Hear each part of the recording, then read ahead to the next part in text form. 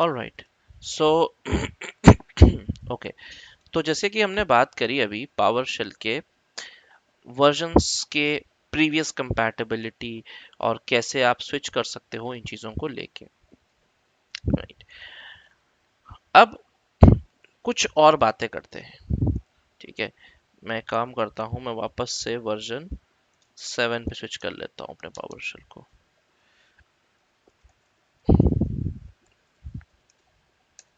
ठीक, I think I need to exit it. Okay, now if I run this again, now this is 7। Okay, तो उसको बंद कर देते हैं 5 को, क्योंकि जब तक हमारा कोई काम नहीं है, सो इसको साइड पे रखते हैं। ओके, अब मैं बात करता हूँ एक बहुत ही बेसिक चीज की, जिसको आप लोगों ने maybe n number of times run किया होगा पावरशेल पे, बट आपको मैं उसके अंदर कुछ एडिशन चीज बताना चाहता हूँ।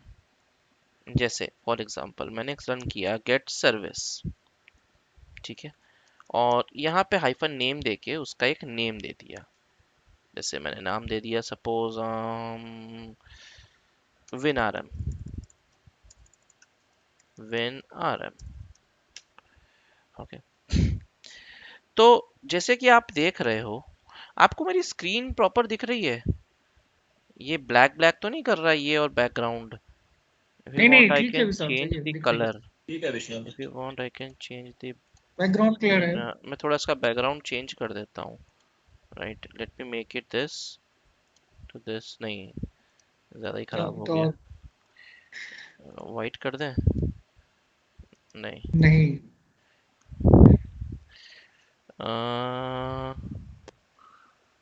ब्लू ही अब ठीक, ग्रीन करके देख तो। ब्लू ही हाँ ठीक ब्लू है। चलेगा। ब्लू ठीक है, ब्लू ही नहीं नहीं ठीक है, नहीं, नहीं ब्लू भी नहीं। ठीक है, ग्रीन करके देखिए एक बार। ग्रीन डिवाइस सही है। ठीक है, ब्लू से तो अच्छा लग रहा है मुझे। मेरे ख्याल से ना ब्लैक ही ठीक था। ब्लैक ही सही और है, मैं हाँ काम जी। करता हूँ, अपने बैकग्राउंड का वॉलपेपर चेंज कर देता हूँ, वो ज़्यादा इजी रहेगा। पर्सनलाइज, इतने सारे फीचर्स है राइट क्लिक में इसे विंडोज 11 में, मैंने यूज नहीं किया है। अरे भाई ये देखो ना, completely डिफरेंट है। कभी अच्छा, विंडोज सेशन का एक अलग ही सेशन लेंगे। विंडोज 11 का ये सेशन होगा वो completely। सही है। मेरा तो कंप्यूटर ये एक्चुअली विंडोज में, 10 से अपग्रेड, विंडोज 10 से 11 पे अपग्रेड हो जाएगा? हाँ हो जाता। मेरे तो ये अच्छा, मैं कंप्यूटर कर, एक्चुअली में काफ़ी पुराना है ये, राइट। मेरा भी पुराना है ये, मतलब मेरा एचपी का है, हो गया 3-4 साल हो गया कुछ। तो मुझे अभी नया कंप्यूटर लेना है, एक नया लैपटॉप लेना है मुझे।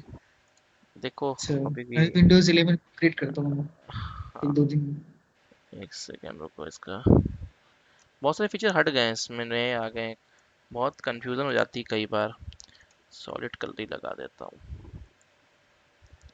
लेट्स गो फॉर थोड़ा सा डार्क कलर लेते हैं, इसको ले लेते हैं, या ग्रीन ले, ग्रीन ले लेते हैं, क्योंकि ग्रीन के ऊपर ब्लैक थोड़ा अच्छा लगेगा। ठीक है, बस हो गया आई गेस। ठीक है, अभी ठीक है, ठीक है। सो जैसे कि मैंने यहाँ,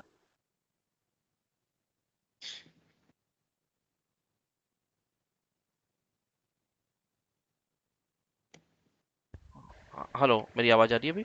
ओके, तो जैसे कि मैंने यहाँ पे अभी कमांड रन करी थी, get service name hyphen win R M, right. अब ये जो मैंने ये कमांड रन करी है, अगर मैं इसको क्विक एडिट पे जाता हूँ, लगा तो है यार। ओके, या इस पे जाता हूँ, तो आप इतना पार्ट देख रहे हो, इतना पार्ट, ये ये 3 पार्ट देख रहे हो आप? ये जो 3 पार्ट हैं, इनको अगर मैं आपको एक्सप्लेन करूं, तो बेसिकली ये 3 पार्ट 3 डिफरेंट चीजें हैं, ठीक है। जो ये वाला पार्ट है, ये, इसको हम बोलते हैं, कहाँ गया टेक्स्ट, CMD लेट, ठीक है। एंड जो ये वाला पार्ट है, ये ये नेम वाला, यानी एड्रेस को क्या बोलते हैं हम लोग, पैरामीटर। पैरामीटर। तो if you know then it's good, नहीं पता तो कोई बात नहीं, मैंने बता दिया। और जो ये तीसरा पार्ट होता है, इसको क्या बोलते हैं, ये तो नेम है। Name. Name parameter. Name parameter नहीं होता, नेम पैरामीटर तो नेम ये हो गया ना, name okay, hyphen name. Name हो गया, ये सर्विसेज ये की नेम हो ये गई, क्या नेम है, नेम। नेम हुआ इसको वैल्यू बोलते उस हैं हम लोग, पर्टिकुलर। Okay, value. वैल्यू बोलते हैं। तो अब जब हम आगे डिस्कशन करेंगे ना, तो वहां जब मैं बोलूंगा वैल्यू, तो वैल्यू का मतलब पैरामीटर के बाद वाली चीज। अगर मैं बोलूंगा कमांड लेट, तो कमांड लेट मतलब get service, start service, stop service, like and all, restart service.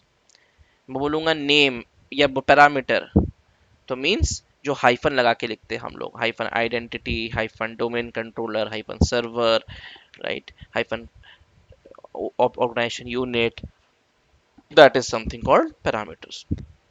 So you should be aware of with these terms, क्योंकि मैं बिल्कुल ग्राउंड लेवल से लेके चल रहा हूँ।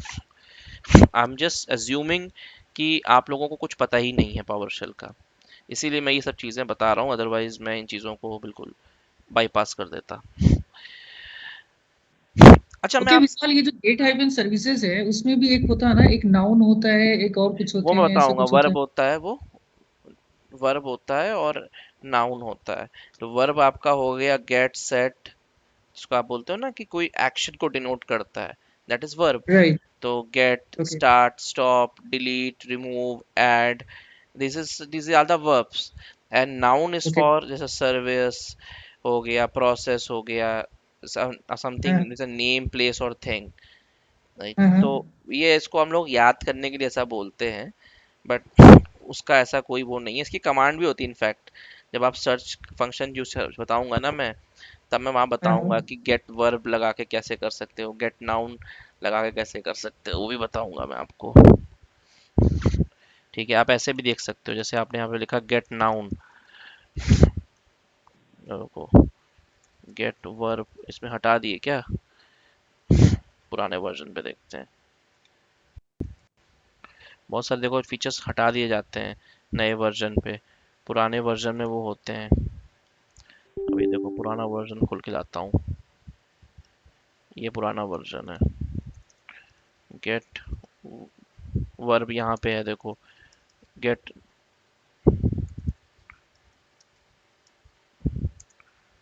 सर्विस, नहीं इसमें भी नहीं, हटा दी गई है।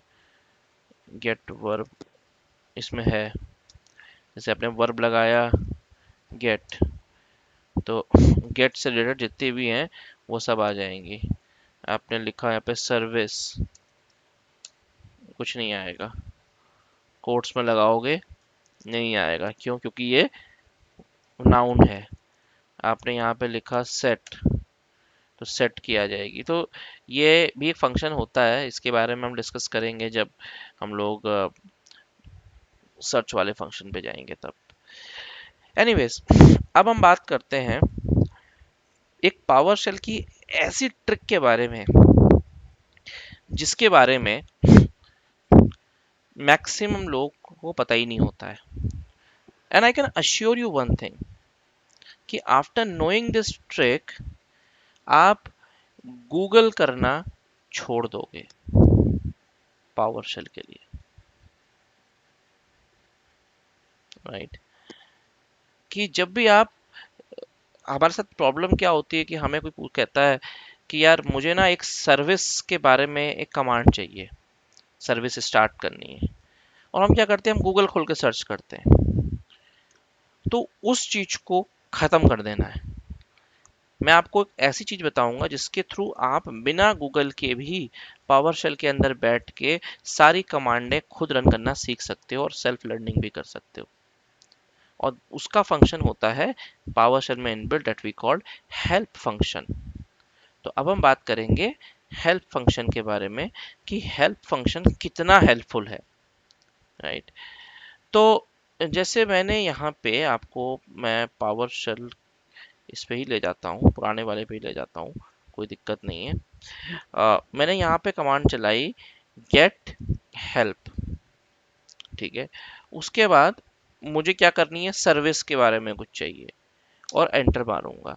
तो देखिए जैसे ही मैंने करा तो ये मुझसे कह रहा है कि इसको कुछ फाइलें डाउनलोड करने की ज़रूरत है। ये इसीलिए कह रहा है क्योंकि मैं फर्स्ट टाइम इस कंप्यूटर पे ऊपर गेट हेल्प कमांड चला रहा हूँ, ठीक है। तो मैं इसको जैसे यस करूंगा तो ये करेगा क्या, ये इंटरनेट से कनेक्ट होगा और जितनी भी कमांड माइक्रोसॉफ्ट ने बना रखी हैं, जितनी भी डेफिनेशंस हैं, उन सारी डेफिनेशंस को मेरे सिस्टम के ऊपर डाउनलोड कर देगा। Over the time it's always recommended कि जब जब आप ऐसे प्रैक्टिस फॉलो करते हैं कि आप rather searching your command over Google, you prefer to use the PowerShell's own help, तो आपको हमेशा रिकमेंडेड होता है कि आप ओवर द टाइम अपनी हेल्प को अपडेट करते रहो bye running a command called update hyphen help. तो आप इसको महीने में एक बार भी कर सकते हो, क्वार्टर में एक बार, 3 महीने में एक बार भी कर सकते हो, और या फिर चाहो तो हर हफ्ते भी कर सकते हो। It's depends upon your uses and your level of interaction with PowerShell. Clear. तो जैसे कि फर्स्ट टाइम आप किसी भी कंप्यूटर पे गेट हेल्प कमांड चलाओगे तो वो बाय डिफ़ॉल्ट आपके जो भी डेटा है उसको डाउनलोड करेगा, करेगा ही करेगा, that is a one time activity. But yes, over the time जब आप नेक्स्ट टाइम इसको चलाओगे तो आपको ऐसी कोई भी इंफॉर्मेशन की रिक्वायरमेंट नहीं पड़ेगी। अब before I jump to the help topic, आप सबके दिमाग में एक क्वेश्चन जरूर उठा होगा, अगर नहीं उठा है तो मैं बता देता हूँ। और वो ये कि भाई, माना आपके पास तो इंटरनेट लगा है, आपके सिस्टम में अच्छी स्पीड है, मैं आपने हेल्प फाइल डाउनलोड कर ली। व्हाट अबाउट अगर मेरे कंप्यूटर में इंटरनेट है ही नहीं, या है तो काफी स्लो है, तो उस केस में मैं कैसे अपने सिस्टम में हेल्प फाइल अपडेट करूंगा। इसका भी दिमाग जुगाड़ माइक्रोसॉफ्ट ने कर रखा है। और वो जुगाड़ है कि आप ऑफलाइन हेल्प फाइल को एक्सपोर्ट एंड इंपोर्ट भी कर सकते हैं। अब देखिए, ये वो सारी हेल्प है जो अभी अभी मेरे सिस्टम पे, ये सब नए कमांडलेट, इनकी हेल्प डाउनलोड हो रही है। अब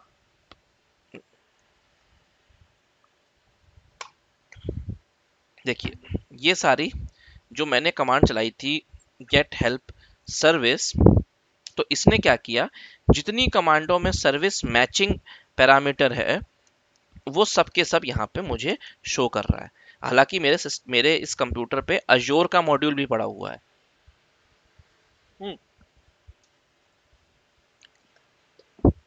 और एक्सचेंज ऑनलाइन का भी पड़ा हुआ है। तो देखिए, यहाँ मुझे एमसॉल सर्विस भी दिख रही है एमएस ऑनलाइन के अंदर, और अजोर की भी मुझे जो मेरे मॉड्यूल्स हैं उनकी भी मुझे यहाँ पर ये दिख रही है। क्लियर। लेकिन इसके बारे में कैसे इसको हैंडल करना है, इस पर हम थोड़ी देर में आते हैं। अभी मैं यहाँ पे बात करूंगा कि मैं अपना डेटा कैसे एक्सपोर्ट कर सकता हूँ हेल्प का, राइट, और कैसे उसको इंपोर्ट कर सकता हूँ। तो मान लीजिए मेरे सिस्टम पे एमसोल का मॉड्यूल पड़ा है। You know what is MSOL module? आप लोग 365 पे काम करते तो आपको पता होगा एमएसओएल का मॉड्यूल क्या होता है।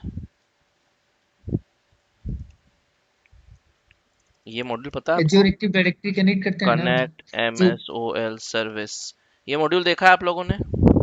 हाँ हाँ, माइक्रोसॉफ्ट थ्री सिक्सटी 365 फाइव का की ये। मॉड्यूल है, राइट। तो अगर मैं यहाँ पे गेट हेल्प करता हूँ और यहाँ पे हेल्प के अंदर जाके यहाँ से मैं सर्च करता हूँ, सपोज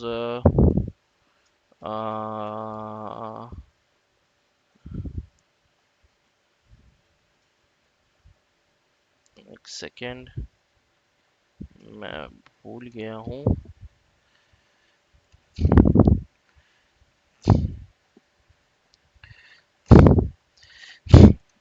ओ sorry, sorry sorry sorry sorry, कभी यार दिमाग आजकल थोड़ा भटक जाता है। तो मान लीजिए आपने सबसे पहले अपडेट हेल्प चला ली, जो कि अभी हमने थोड़ी देर पहले रन करी थी कमांड। उसके बाद आपको कमांड चलानी है सेव हेल्प। ठीक है, उसके बाद कहाँ पे आपको इसको सेव कराना है, तो आप इसका एक पैरामीटर पास कराओगे और उसकी वैल्यू दे दोगे। मैं कहता हूँ कि सी ड्राइव के अंदर, एक सी ड्राइव में चलते हैं अपने। Actually I am usually using two screens, तो कभी कभी मैं वहाँ पहुँच जाता हूँ। और यहाँ पे मैंने एक टेस्ट नाम का फोल्डर बना रखा है, इसके अंदर कुछ फाइलें पड़ी हैं, पड़ी रहने देते हैं। यहाँ पर एक और फाइल बना लेते हैं, न्यू फोल्डर, उसका नाम दे देता हूँ, मान लो हेल्प। सी टेस्ट के अंदर हेल्प, सी टेस्ट के अंदर हेल्प। और उसके बाद यहाँ पे मुझे एक फीचर मिलेगा that is called module. Module, ठीक है, M S O online, ये मॉड्यूल का नाम होता है। और जैसे ही मैं एंटर मारूंगा, एक second, get module, okay, get help service, connect MSOL service.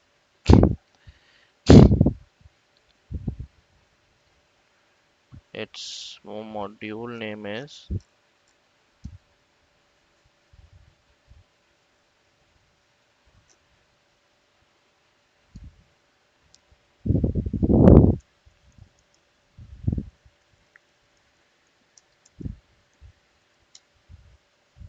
Okay MS online. Module तो सही है यार, MS ऑनलाइन सही तो लिखा था।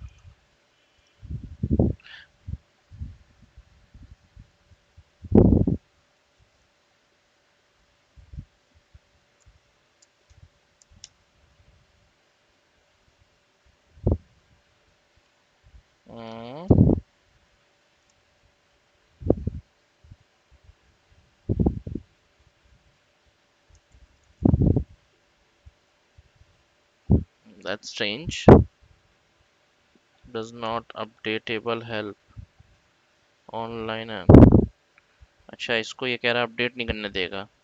चलो एक काम करते हैं, हम यहाँ से मॉड्यूल स्विच को हटा देते हैं, जस्ट सिंपली करके देखते हैं ऐसे ही, और एंटर मारते हैं। अब हेल्प के अंदर जाते हैं, तो अभी तो कुछ आया नहीं।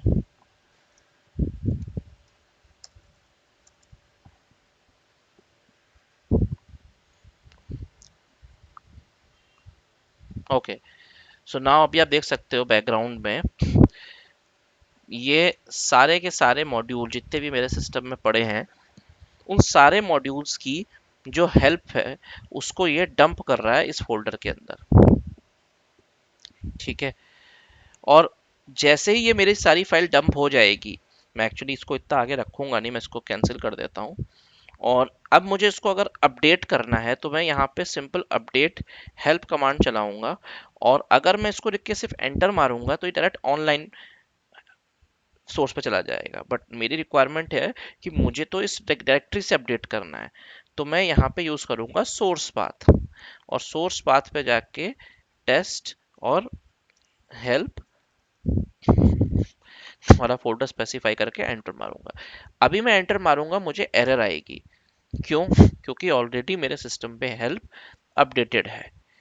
बट आप जैसे देख सकते हैं ये इस डेटा को इंपोर्ट करने के लिए कोशिश कर रहा है और उस डेटा को ये एनालाइज कर रहा है। देखिए इसने सीधा बोल दिया कि आपकी जो एक्चुअली मैंने इसको कैंसिल कर दिया था तो ये कंप्लीटली फुल इंफॉर्मेशन नहीं आई है, बट जैसे ही ये होगी तो ये आपको सीधा फेल करेगा। क्यों?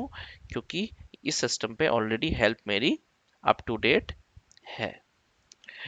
So this is how you can create, update and import the help data into your machine where you do not have access to the internet or the internet connection is working slow।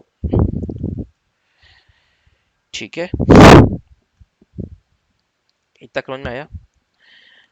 अब थोड़ा सा इस function को use करना भी समझ लेते हैं कि फंक्शन एक्चुअल में यूज होता कैसे है। तो जैसे कि अगर मैं यहाँ पे एक सिंपल सा फंडा करता हूँ, मैं सॉरी, मैं यहाँ पे गेट हेल्प की जगह पे सिर्फ हेल्प भी लिख सकता हूँ। After all it's an alias. अभी एलियस क्या होता है ये भी हम अभी आगे वाले टॉप स्लाइड्स में डिस्कस करेंगे कि गेट हेल्प की जगह मैं सिर्फ हेल्प क्यों लिख रहा हूँ और क्या मैं इसकी जगह पे कुछ और भी लिख सकता हूँ। तो वो चीज़ें भी हम डिस्कस करेंगे अभी। मान लो मैंने सिर्फ हेल्प लिखा और हेल्प लिखने के बाद यहाँ पे मुझे एक सर्विस स्टार्ट करनी है, राइट? तो मैं लिख देता हूँ start service space hyphen full. तो फुल नाम का जो मैंने पैरामीटर पास किया है ये करेगा क्या, दिखाता हूं मैं आपको। ये आपको बताएगा ये इंफॉर्मेशन। अब आप अगर इस इंफॉर्मेशन को मैं पूरा एक्सपेंड करूं तो भाई आप कहोगे कि ये इंफॉर्मेशन तो कुछ ज्यादा ही है, राइट? लेकिन एक्चुअली में ये इतनी ज्यादा नहीं है। अगर आपको इसको पढ़ना आ गया ना तो आधा पावर शेल आपका वहीं खत्म हो जाएगा। अगर आपको ये पूरा कहानी पढ़नी आ गई तो मैं आपकी हेल्प करता हूँ। मुझे मालूम है ये चीज़ें ऐसी हैं जिनको पढ़ने में टाइम लगता है, ये एक दिन में नहीं आती हैं। इसको समझने में आपको कम से कम कुछ टाइम लगेगा, प्रैक्टिस लगेगी, समझ में आ जाएगी। सबसे पहले तो आपको बता रहा है कि कमांडलेट का नाम क्या है। कमांडलेट का नाम है स्टार्ट सर्विस। किस लिए कमांड बना है? ये किसी बंद सर्विस को चालू करने के लिए बना है। अब आप ये देख रहे हो ये चीज, ये यहाँ जो सिंटेक्स आप देख रहे हो, सिंटेक्स में ये 3 लाइनें लिखी हैं। ओके, अब ये 3 लाइनें लिखने का मतलब क्या है? मतलब ये है कि this is called parameter sets. ये जो आप देख रहे हैं इनको हम लोग पैरामीटर सेट्स बोलते हैं। अब ये पैरामीटर सेट्स का मतलब क्या होता है? मतलब ये होता है कि माइक्रोसॉफ्ट ने जितने भी आप किसी कमांड को रन करते हो, लेट्स से मैं अगर आपको एक मिसाल के तौर पे एक और पावर सिस्टम खोल लेता हूँ यहाँ पर।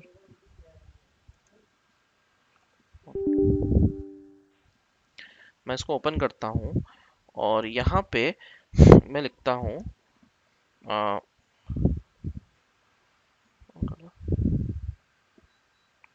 ओके, फॉर एग्जांपल मैं यहाँ पे लिखता हूँ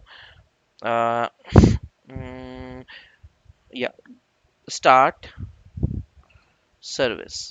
ठीक है, उसके बाद मैं, मेरे को पता नहीं अगली कमांड क्या होगी, तो आप लोग मोस्टली क्या करते हो, हाइफन लगा के टैब दबाते हो, राइट? तो जो ये इंफॉर्मेशन आपके सामने आ रही है ये वो पैरामीटर्स हैं। तो क्या मैं सारे पैरामीटर्स एक साथ यूज कर सकता हूँ? बिल्कुल नहीं।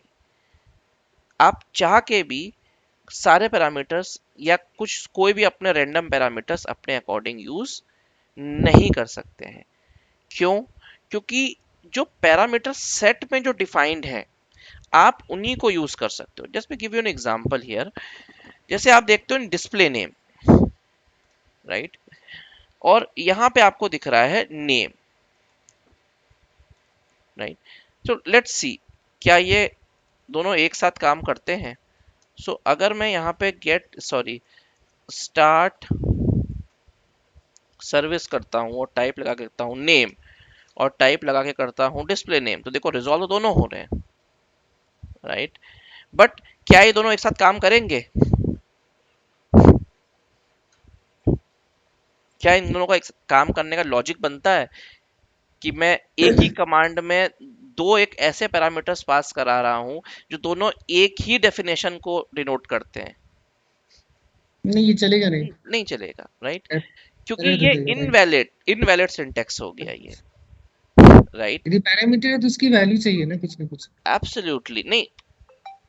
मैं मैं वैल्यू की बात नहीं कर रहा भाई, मैं यहाँ लॉजिक की ओके। बात कर रहा हूँ कि ओके, राइट, मैंने यहाँ पे नेम में भी दे दिया, मान लो कोई नाम दे दिया, और डिस्प्ले नेम में भी कोई नेम दे दिया, तो क्या वो चीज एक वैलिड सिंटेक्स है?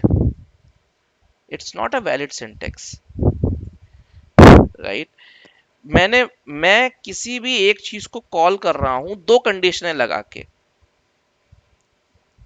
जैसे फॉर एग्जांपल, मैंने मैंने बोला कि जिसका नाम एस से स्टार्ट होता है या जिसका नाम के से स्टार्ट होता है, वो लोग आ जाएं, एंड जिसका नाम करण है वो भी आ जाए। Does it really makes any sense?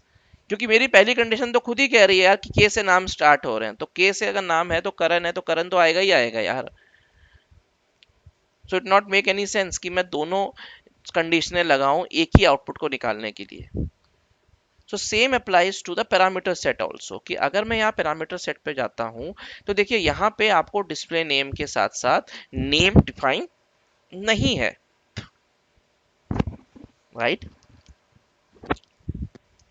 Similarly अगर आप इनपुट ऑब्जेक्ट देखो, तो इनपुट ऑब्जेक्ट में आप यहाँ पे सर्विस के ऑब्जेक्ट नेम देते हो। ये बेसिकली पाइपलाइनिंग जब आप करते हो तब ये चीज यूज होती है। तब आपको कोई नेम देने की जरूरत नहीं है, क्योंकि आपने ऑलरेडी उस सर्विस का एक unique input name already pass करा दिया है। You can exclude it but you can not use include and exclude at same point. But अगर आप नेम यूज कर रहे हो तो नेम के साथ आप इंक्लूड, एक्सक्लूड और इंक्लूड दोनों यूज कर सकते हो। लेकिन अच्छा, डिस्प्ले नेम में भी कर सकते हैं, सॉरी माय बैड। मैं कंफ्यूज हो गया था यहाँ पे। तो यहाँ पे आपको आई होप थोड़ा समझ में आ रहा है। अगर नहीं आ रहा है तो मैं आपको एक और कमांडलेट दिखाता हूँ। सपोज मैंने यहाँ पे लिखा हेल्प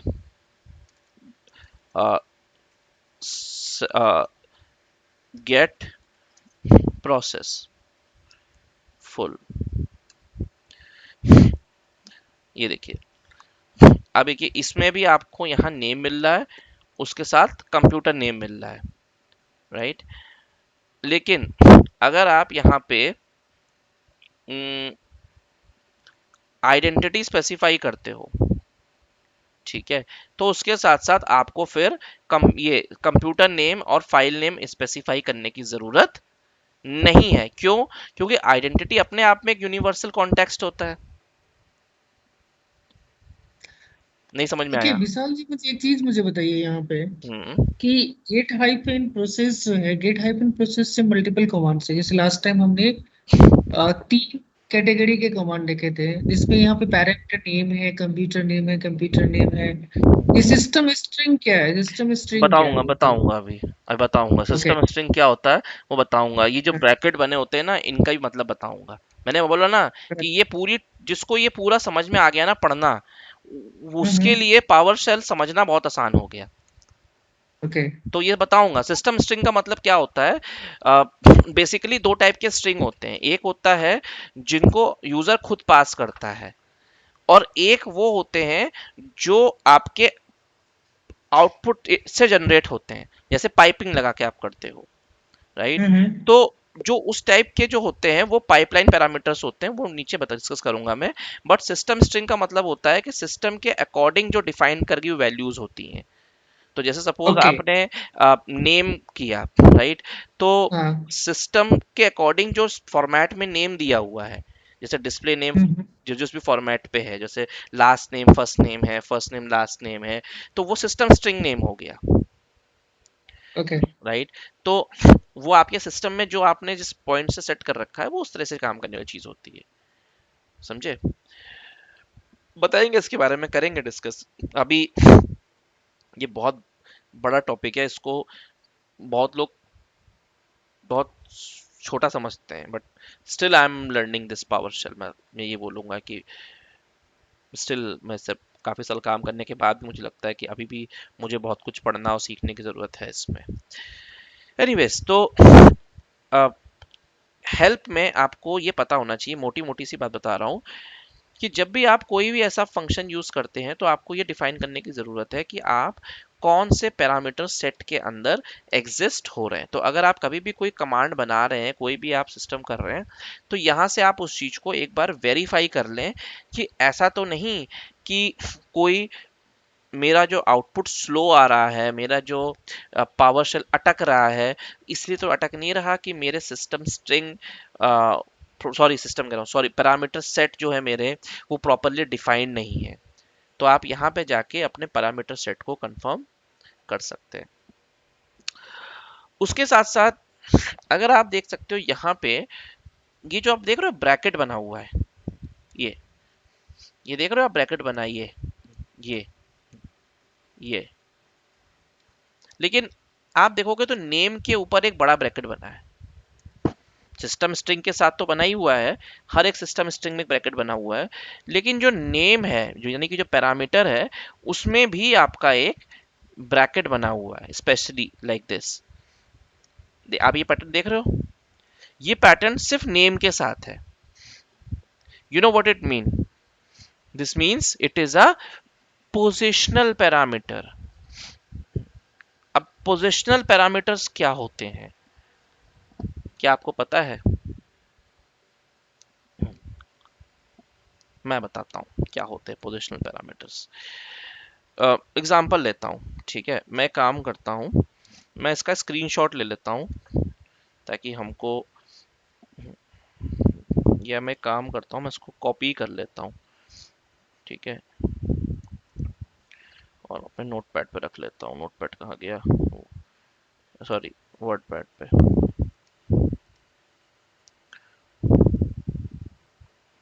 ठीक है।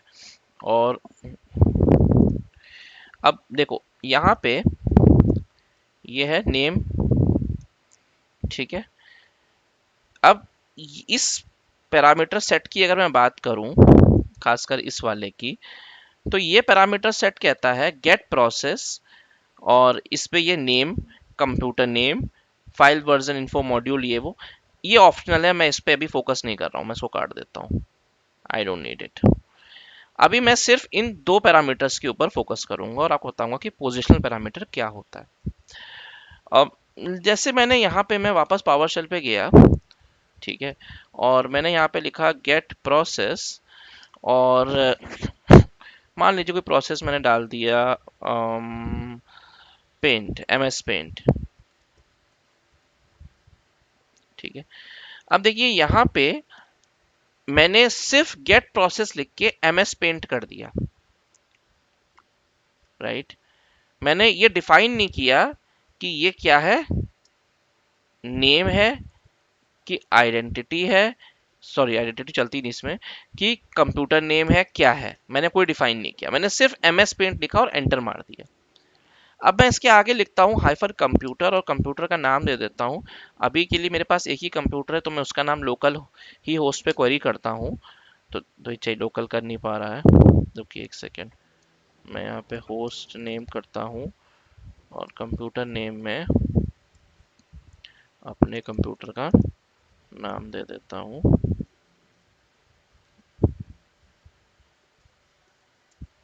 ओके, तो आप जैसा देख सकते हो यहाँ पे मैंने गेट प्रोसेस चलाया, यहाँ मैंने कोई नाम नहीं दिया, सिर्फ मैंने प्रोसेस का नाम दे दिया या वैल्यू दे दी, और यहाँ मैंने एक नया पैरामीटर डिफाइन किया कंप्यूटर नेम, और इसको मैंने डिफाइन कर दिया। अब बहुत सारे लोग सोचेंगे कि पोजिशनल पैरामीटर का मतलब होता है a kind of parameter which is optional, right.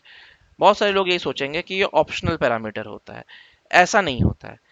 इसमें क्या होता है कि जब आप यहाँ पर, अगर मैं गेट प्रोसेस लिखता हूँ, ठीक है, और यहाँ पे मैंने लिखा कंप्यूटर नेम और कंप्यूटर नेम दे दिया, और इसके बाद अगर मैं सिर्फ एम एस पेंट लिखूंगा ना, तो देखो ये रिजॉल्व हो गया, क्योंकि ये पैरामीटर एक ऐसा पैरामीटर है जिसकी कोई पोजीशन डिफाइंड नहीं है। हाँ, अगर आपको इसको किसी पर्टिकुलर पोजीशन के बाद चलाना है, so you can either mention its name, और sorry, parameter parameter name. Otherwise अगर आप इसको छोड़ भी दोगे तो ये तब भी आपके डेटा को फैच करेगा। So this is means for this bracket called this one. कहाँ गया? जिसके भी ऊपर ब्रैकेट बना होता है, देखो जैसे ये नेम के ऊपर बना हुआ है।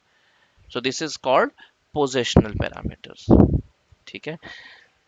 एक्चुअली में हेल्प बहुत बड़ा टॉपिक है। अभी मैं आपको जब पाइपलाइन, जब मैं जैसे जैसे हम लोग अपने टॉपिक्स में बढ़ेंगे, जैसे हम पाइपलाइनिंग में आएंगे, हम लोग कंडीशनिंग में जाएंगे, जहाँ पे व्हाट इफ और इन कंडीशंस में जाएंगे, तो इन कंडीशंस के टाइम पे हम इसको साइड बाय साइड रेफर भी करता हुआ मैं आपको दिखाता रहूँगा, ताकि आप लोगों को एक आइडिया लग जाए कि हमको किस जगह पे जाके चीज़ें देखनी है।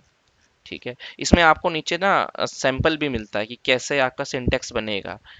तो ये देखिए यहाँ पर इसने आपको इस तरह का एग्जाम्पल भी दे रखा है कि इस तरीके से आप एग्जाम्पल करा सकते हो, इस तरह से आप पाइपिंग भी कर सकते हो, आउटपुट भी आप एक्सट्रैक्ट कैसे कर सकते हो एक नोट, एक टेक्स्ट फाइल में। सो ये सब चीज़ें आपको यहाँ पर हेल्प होती हैं। Okay. So these all things which are subjected to the post discussion, हम इनके करते रहेंगे, आगे बढ़ते रहेंगे। आगे चलते हैं और एक बड़ा इंटरेस्टिंग सी चीज़ देखते हैं जिसको हम बोलते हैं हेल्प का जुगाड़। इसमें क्या होता है, आपने यहाँ पे लिखा गेट हेल्प, और उसके साथ आपको यहाँ पे एक स्विच लगाना है, दैट्स कॉल्ड शो विंडो। अच्छा, एक मैंने यूज किया वर्ड स्विच। अभी तक हमने बात की था पैरामीटर। अब पैरामीटर और स्विच में क्या डिफरेंस है? दोनों दिखने में एक जैसे हैं। देखिए, पैरामीटर भी कुछ ऐसे ही था, लेकिन स्विच की कोई वैल्यू नहीं होती है, पैरामीटर की एक वैल्यू होती है। ठीक है। जैसे आप देखते हो ना, हाइफन कंफर्म, डॉलर फॉल्स, वो क्या है, स्विच है कि पैरामीटर है?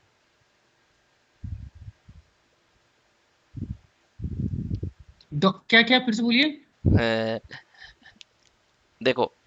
डॉलर फॉल्स, डॉलर फॉल्स जब बोलते हैं तो वो है आपका हम्म। पैरामीटर्स, हम्म। क्योंकि इसमें एक वैल्यू देना पड़ता है मुझे, और नहीं, एक और क्या बोल। वो स्विच है। वो स्विच है, क्योंकि उसमें वैल्यू, दो वैल्यू पहले से डिफाइंड होती हैं, वो मल्टी वैल्यूड स्विच होता है वो। ओके। ठीक है। तो ये कंफ्यूजन होती है बहुत लोगों को कि जब हम hyphen confirm, dollar false, dollar true use करते हैं, स्पेशली अपने डेली कमांड्स के ऊपर, तो वो क्या है, वो एक स्विच है कि पैरामीटर है? तो it's a multi valued switch. Multi parameter, valued switch. वो मल्टी वैल्यूड स्विच होता है। ये सिंगल वैल्यू स्विच होता है। सिंगल वैल्यू स्विच का मतलब सिर्फ यस ही होता है, राइट? तो ओके। मैंने यहाँ पे एक कमांड चलाई, गेट हाइफन हेल्प, और लगाया हाइफन शो विंडो। तो जैसे ही मैं एंटर मारूंगा, पढ़ जा यार, तो जैसे ही मैं एंटर मारूंगा तो देखिए मेरे सामने यही हेल्प एक GUI फॉर्म में आ गई। अब इससे कहोगे भैया क्या फायदा? इससे फायदा ये है कि जो चीज हमने कमांड पीछे चलाई थी, जैसे चलाई थी हमने गेट सर्विस, उसके बाद आप हाइफन शो विंडो लगा के एंटर मार दीजिए, और जो भी डेटा था वो यहाँ पे आ गया। अब आप यहाँ पे उसको सर्च कर सकते हो, उस स्ट्रिंग को जिसको आप ढूंढ रहे हो। जैसे मैंने ढूंढ रहा हूँ पाइपिंग, पाइप। तो यहाँ से आपको देखो, जो जो पाइपलाइन से रिलेटेड टॉपिक्स हैं वो आप यहाँ पे सर्च कर सकते हो। तो इस एग्जांपल कि जैसे आप पावर शेल में नॉर्मली कोई डेटा सर्च नहीं कर सकते हो, आपको कोई चीज़ क्विकली पढ़नी है जाके हेल्प में, but you are not feeling good कि आप वैसे करें, तो आप ऐसे भी करके इसको यहाँ से फाइंड कर सकते हैं, राइट?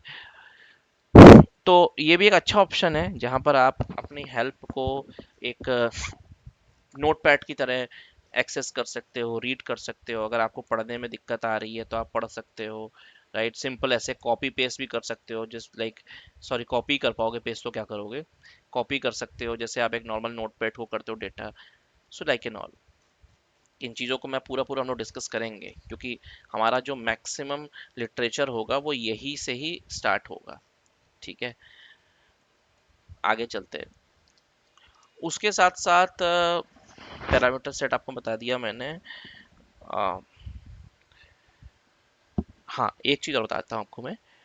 कई बार क्या होता है, आपको एक सर्विस स्टार्ट करनी है, मान लो स्टार्ट सर्विस, बट आपको पता नहीं है कि कैसे करनी है, इसका क्या कोई एग्जाम्पल हो सकते हैं, तो आप हाइफन एग्जाम्पल नाम का भी एक स्विच यूज कर सकते हैं।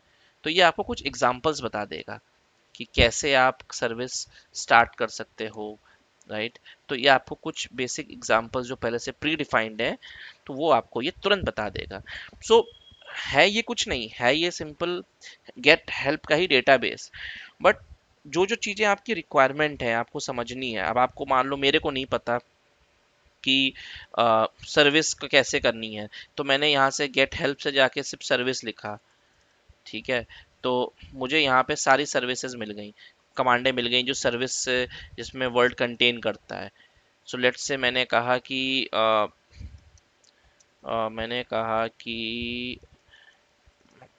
मान लो मेरे को यहाँ पे कमांड मिल गई ऐसे स्क्रॉल करके, गेट सर्विस। तो now I have a command, now I need to know the example कि इसको चलाना कैसे है। तो मैं यहीं पे सीधा लिखूंगा एग्जाम्पल, और ये मुझे बता देगा कि ये कमांड चलाने का क्या एग्जाम्पल्स हैं, कैसे आप कर सकते हो। और आप देख सकते हो यहाँ पे नौ नौ एग्जाम्पल आपको दे रखे हैं, आप किस किस फॉर्मेट पे कैसे कैसे पैटर्न बना के डेटा को एक्सट्रैक्ट कर सकते हैं। तो अब आप देखो, ये वो चीज़ें हैं जो एक बिगिनर के लिए काफ़ी हेल्पफुल है। हो सकता है एक्सपीरियंस को इतना ज़्यादा ये चीज़ें ना लगें अच्छी, बट वो जो बिगनर होता है जब वो कोई चीज़ पे काम कर रहा होता है, उसको नहीं पता होता है, तो उसको अगर एक ऐसी चीज़ रेडीमेड मिल जाए जहाँ पे जाके वो क्विकली देख सकता है, चीज़ों को समझ सकता है, तो उसके लिए काफ़ी हेल्पफुल होती हैं। So that's why I am covering all these things in the session, ठीक है। तो आप लोग इससे भी यहाँ पे जाके ऐसे देख सकते हैं, ठीक है। ओके, अब आपको मैं एक चीज़ और दिखाता हूँ, बड़ी इंटरेस्टिंग चीज़ दिखाता हूँ, अच्छा लगेगा। मान लीजिए मैं गेट सर्विस करता हूँ, या सॉरी मैं हेल्प में ही जाता हूँ और लिखता हूँ गेट सर्विस, और यहाँ पे इसका लिखता हूँ मैं फुल। ओके, तो एक क्वेश्चन अभी थोड़ी देर पहले सुबोध ने पूछा था कि ये सिस्टम स्ट्रिंग, तो मैंने बता दिया था, लेकिन आपने एक चीज नोटिस करी कि सिस्टम स्ट्रिंग जो है वो इतना वैल्यू है, राइट। बट इसके आगे एक छोटा सा बॉक्स और बना हुआ है। Can you see this box, छोटा वाला बॉक्स हियर। और ये बॉक्स आपको मोस्टली जैसे एक्सक्लूड में भी मिलेगा, देखिए, ये देखिए, मोस्टली जगह पे आपको ये बॉक्स मिलेगा छोटा वाला। इसका मतलब क्या है? एनी गेसेस, इसका मतलब क्या हो सकता है? Any idea?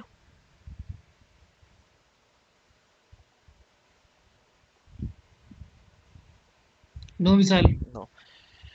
इसका कंसेप्ट है, this is called multi valued. Let me show you. Okay. मैं यहाँ पे लिखता हूँ गेट सर्विस, और एक सर्विस का नाम लिखता हूँ, मान लो DHCP, राइट। तो मेरे पास DHCP की सर्विस आ जाएगी। If I right DNS, DNS service होती नहीं इस पे। लेट्स से मैंने लिखा यहाँ पे MS टीम्स, सॉरी यार, कोई सर्विस देख लेते हैं यार, रुको टीम्स ओनली होगा सिर्फ। रुको, याद, RPC देख लेते हैं। RPC, अच्छा। RPC भी नहीं आ रही। अब मैं सर्विसेज ही खोल के देख लेता हूँ।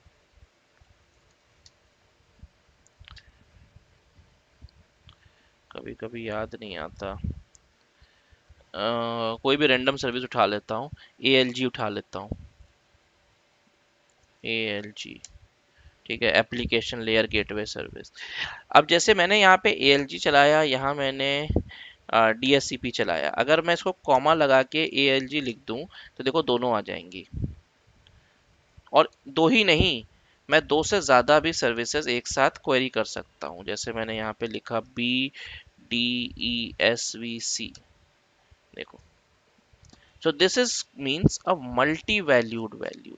तो जब भी आपको कभी इस हेल्प में ऐसे छोटे छोटे बॉक्सेस दिखें लाइक दिस, तो इसका मतलब है कि ये वैल्यू क्या है आपकी, मल्टी वैल्यूड है, और आप अपनी स्क्रिप्टिंग में या अपने आउटपुट में इस तरीके के फंक्शन को यूज करके मल्टीपल डेटा को एक्सट्रैक्ट कर सकते हैं। ठीक है, क्लियर? Any questions, anything? नहीं? ओके। ओके, जो पोजिशनल पैरामीटर्स आपने बताया था कि जो पोजिशनल पैरामीटर होते हैं, हम्म। जो नेम वाला आपने बताया, हम्म। तो वो पोजिशनल पैरामीटर की जो वैल्यू होगी, जो स्ट्रिंग, जो सिस्टम स्ट्रिंग है, हम्म। तो उस पे हम मल्टीपल क्या है, वो मल्टी वैल्यू हम उसको क्या करेंगे, मल्टी वैल्यू उस पे हम निकाल सकते हैं, बट उसको क्या बोलेंगे, क्या?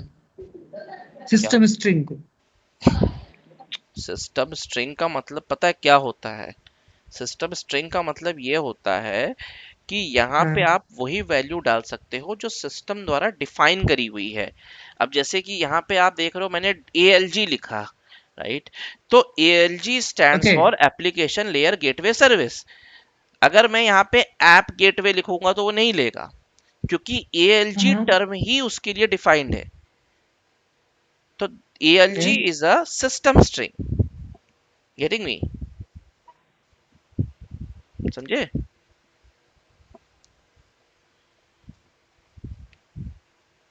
What else? ठीक है। What else? All right.